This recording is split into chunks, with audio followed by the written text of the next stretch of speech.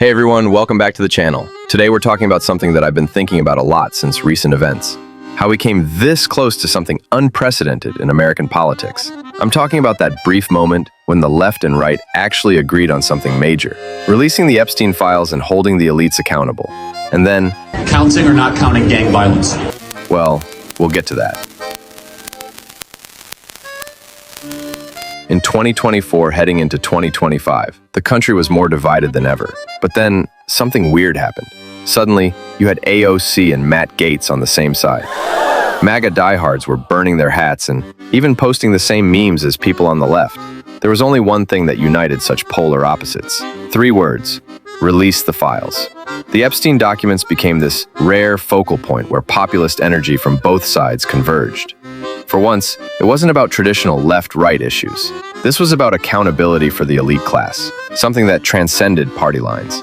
We were talking about alleged crimes against children, decades of cover-ups, very deep rabbit holes and connections to the richest and most powerful people in the world.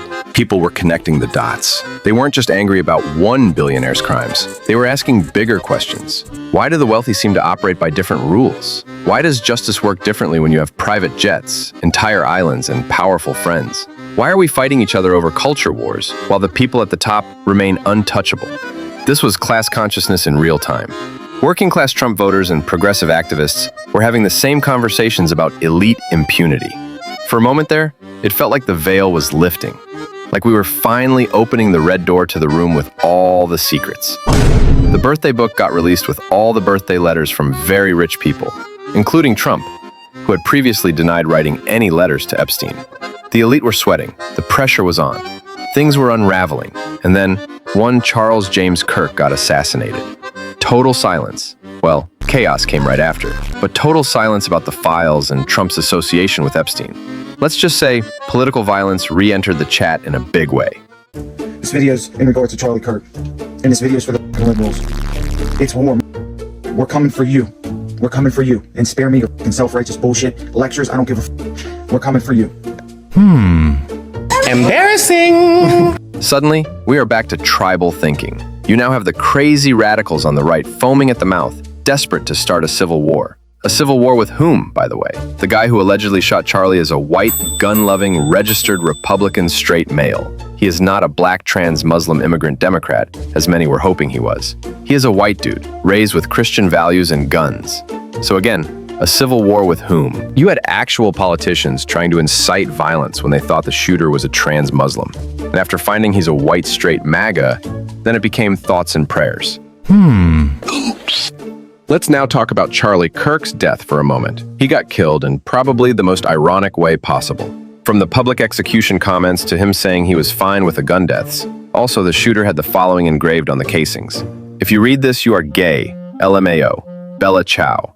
This guy is allegedly a groyper. If you don't know what a groyper is, I'll let you Google that yourself. But he is more far-right than Charles James Kirk. I have an army. They hate that I have a Revolutionary Guard. They hate that I raise my fist and the groypers go into action. It eats them up. You know, because they got money and they got shows and they got stuff, but I got shooters.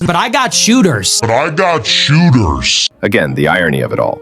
Charlie Kirk was also out here advocating for guns like it was free food, saying crazy stuff like he was okay with gun deaths, and that was the price to pay to own guns. He just never thought he would be one of said gun deaths. I don't think as he lay there bleeding out, he thought to himself, man, I sure am happy to be a sacrifice to keep the gun laws unchanged. Anyways, back to the video. We're now back to viewing each other as enemies, rather than fellow citizens getting screwed by the same system. And what's worse about all this? Donald Trump and all his pedo buddies are getting away scot-free. The momentum we had built around holding these elites accountable, gone. The shared motive we were developing about class-based oppression has been replaced by the familiar rhetoric of left versus right, us versus them. This really frustrates me because we were so close to something real. Not perfect unity, but we almost built functional solidarity around issues that actually matter and affect us, the working class people. Healthcare, housing, wages, and equal justice under law. Instead, we're back to fighting proxy wars for people who wouldn't invite us to their dinner parties. You people threatening to start a civil war aren't part of the club, and you never will be. Trump is currently building a ballroom in the White House instead of lowering egg prices, while you're here living paycheck to paycheck. These elites benefit from our division. and they are breathing a sigh of relief right now because the attention is away from them. I have two conclusions to make. 1. America needs gun reform. Over 48,000 people get killed every year from a gun. Every year, 48,000 families grieve. Hey, Jesus! Going through school and every day not knowing if someone will shoot it up is traumatic. Instead of a civil war, how about rewriting the gun laws? This shouldn't be a left or right thing. 2. I'm not naive. I know lasting political change is hard. I know there are real ideological differences that can't be wished away. But what we had for those few months, that shared recognition that the game is rigged, that was real, and it was powerful. Maybe we can find our way back to it. I just urge you to remember who the real opponents are in this rigged system. We should move past this. The shooter has been identified. He is a straight white male. No civil war. The end. Release the files. Anyways, that's all for today. Keep questioning everything. And don't watch Fox News. Please.